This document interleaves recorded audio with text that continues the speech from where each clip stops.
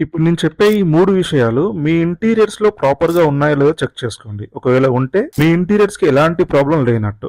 Welcome to eighth wonder interiors. నేను మీ Harikrishna. So, అందులో first one వచ్చేసరికి కిచెన్ ప్లాట్‌ఫార్మ్ హైట్.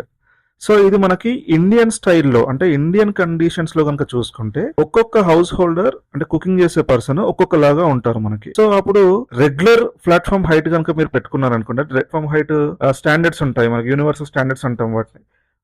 అలా హైట్స్ పెట్టుకున్నారనుకోండి, ఎవరైతే కుకింగ్ చేసే పర్సన్ ఉంటారో వాళ్ళకు అంటే స్టవ్ అందకపోవడం గానీ, వెజిల్ అందకపోవడం గానీ, దానివల్ల మనకి ఫ్యూచర్‌లో షోల్డర్ పెయిన్స్ రావడం గానీ, బ్యాక్ పెయిన్స్ రావడం గానీ జరుగుతా ఉంటాయి.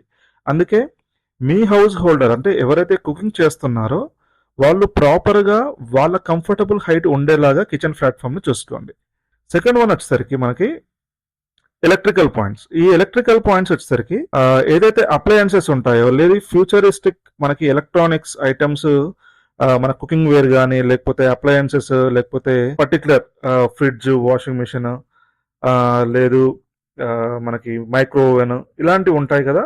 సో అవన్నీ మనకి స్విచ్ బేస్డ్ కనెక్షన్స్ ఉంటాయి. అది మనము రెగ్యులర్గా చూస్తే ఏదైతే యూనిట్ ఉంటుందో దాని బ్యాక్ సైడ్ మనం ప్లాన్ చేస్తూ ఉంటాం. సో ఇన్ కేస్ ఇప్పుడు అది ఏదన్నా ప్రాబ్లం వచ్చింది, అప్పుడు అది మిషన్ మొత్తం మనం తీయాల్సిందేనా? లైక్ షార్ట్ సర్క్యూట్ అయింది లేకపోతే మిషన్ ఏదైనా ప్రాబ్లం వచ్చింది, అప్పుడు ఆ స్విచ్ పాయింట్ మనం ఆన్ ఆఫ్ చేయాలి అని అంటే ఆ మిషన్ మొత్తం మనం మూవ్ చేయాల్సిందేనా? సో అలాంటి పరిస్థితులలో ఏం చేయాలి? దానికి మనం సేఫ్టీ పాయింట్ అన్నది కామన్ హైట్లో అంటే కామన్ యూసేజ్ పొజిషన్లో కనుక పెట్టుకున్నాం అనుకోండి, అప్పుడు మనకి ఆ మిషన్ జరపాల్సిన పని ఉండదు. ఆన్ ఆఫ్ అనేది ఇక్కడ మనం ప్లాన్ చేసుకున్నాం అనుకోండి, ఏదైతే సేఫ్టీ పాయింట్ అక్కడ ప్రాపర్గా ఉంటుంది. సో ఇలా మనం ప్లాన్ చేసుకుంటే మనకి అంటే ఇంట్లో ఎలాంటి ఇబ్బందికరమైన వాతావరణం జరగకుండా ఉంటుంది. సో థర్డ్ వన్ వచ్చేసరికి మోస్ట్ ఇంపార్టెంట్. యాక్చువల్గా ఇది ఏంటి అని అంటే కిచెన్ ఏదైతే షట్టర్స్ కానీ బెడ్రూమ్ ఏదైతే షట్టర్స్ కానీ అంటే డోర్స్ ఉంటాయి కదా, మనకి కబోర్డ్ డోర్స్ కానీ కిచెన్ డోర్స్ కానీ ఉంటాయి కదా, మనం ఇంటీరియర్ చేయించుకునేటివి. సో అది మనకి ఫ్లోర్ నుంచి అట్లీస్ట్ 4 ఇంచెస్ హైట్లో ఉండేలాగా ప్లాన్ చేసుకోండి. ఎందుకు ఇలా అంటే మీరు ఎప్పుడైతే 4 ఇంచెస్ హైట్ ప్లాన్ చేసుకుంటారో అక్కడ మీకు కింద మనం లెగ్ మూమెంట్ అంటే ఏదైతే మన పామ్ ఏదైతే మన ఫుట్ ఉంటుందో అది మన షట్టర్కి తగలదు. సో దానివల్ల ఏమవుతుంది, మనకి అక్కడ పాడైపోయే ఛాన్స్ ఉండదు.